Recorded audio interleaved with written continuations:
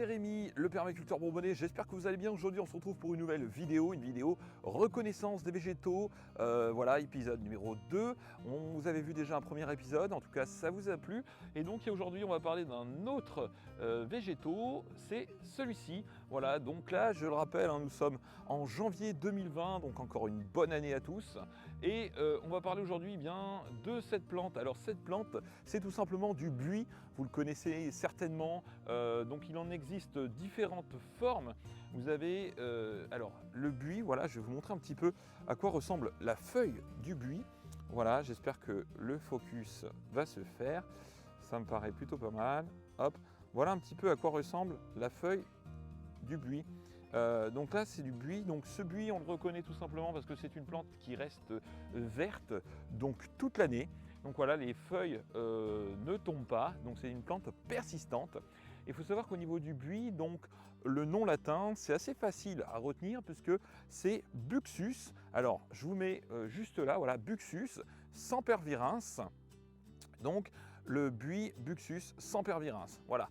Et la famille c'est Buxacées, donc ça va s'afficher juste ici en dessous. Voilà, alors je vais vous montrer un petit peu. Donc là on va dire un arbuste qui dans son état naturel pourrait monter à environ 2,50 m, 3 mètres, voire même un peu plus. Et voilà un petit peu, donc là il a juste été taillé sur le côté et vous voyez qu'il a un petit peu une forme naturelle, on va dire d'un petit bosquet, voilà, un bosquet tout simplement. Et je vais vous montrer maintenant d'autres formes qu'ont le buis. Alors ça, on est sur un buis qui est un Buxus rhodontifolias. Alors rhodontifolia, parce qu'en fait, tout simplement, la feuille que vous voyez ici, le haut de la feuille, vous voyez, est tout simplement, alors je vais essayer de vous montrer un petit peu plus près, est de forme ronde ici, vous voyez. Donc les bords de la feuille sont lisses, et on peut voir ici qu'il y a juste une petite crénure au sommet, et sinon elle a cette forme ronde. Donc quand on est sur cette forme ronde, c'est tout simplement le Buxus sempervirens et rhodontifolia parce qu'il est rond. Et maintenant je vais vous montrer l'autre buis que vous avez peut-être chez vous, qui est tout simplement le Buxus sempervirens ou le buis classique. Voilà, donc ça c'est le buis avec une grosse feuille et un bout rond. Allez, maintenant je vous emmène voir la suite. C'est parti. Eh oui, je suis juste là, voilà. Voici une autre forme tout simplement de buis que l'on donne assez régulièrement. Donc ici on est sur le buis, le Buxus sempervirens, parce que comme je vais vous le montrer, eh bien la feuille, regardez, ici, voilà, je vous montre, la feuille est tout simplement, eh bien, vous voyez, elle a cette forme un peu allongée et elle n'est pas ronde du tout comme l'autre feuille que vous avez pu voir tout à l'heure. Donc voilà, là on est sur du buis, le Buxus sempervirens.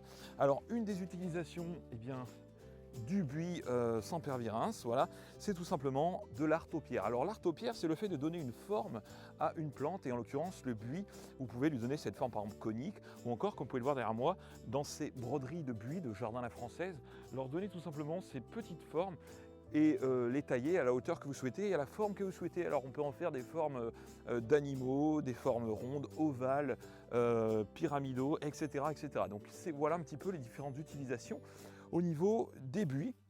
Alors il faut savoir que sur le buis actuellement, voilà, là c'est une petite parenthèse, il y a une maladie qui arrive en France, qui est déjà arrivée depuis maintenant quelques années, et cette maladie tout simplement, eh bien c'est une chenille qui vient s'attaquer au buis.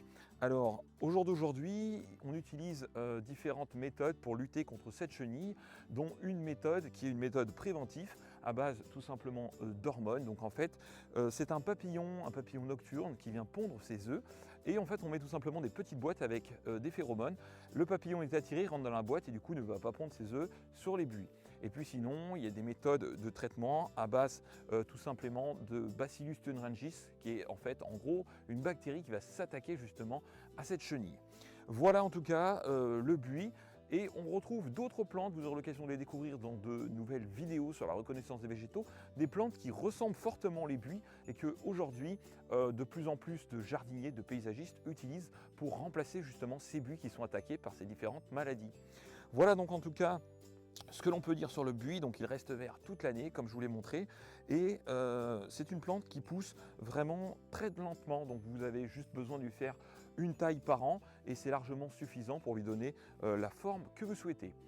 Voilà en tout cas, c'était Rémi le permaculteur bourbonnais pour cette deuxième reconnaissance des végétaux. J'espère que ça vous a plu et on se retrouve très bientôt pour de nouvelles vidéos. À très bientôt, ciao!